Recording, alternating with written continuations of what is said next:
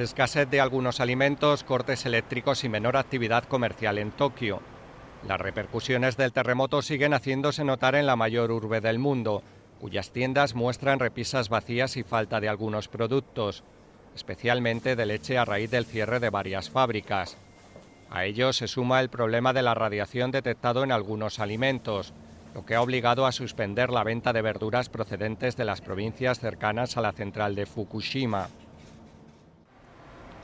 Mientras tanto, Tokio vive con más cautela de lo normal 2 días de lluvia, que han coincidido con un ligero aumento de los niveles de radiación, aunque según las autoridades son mínimos y no implican ningún peligro para la salud.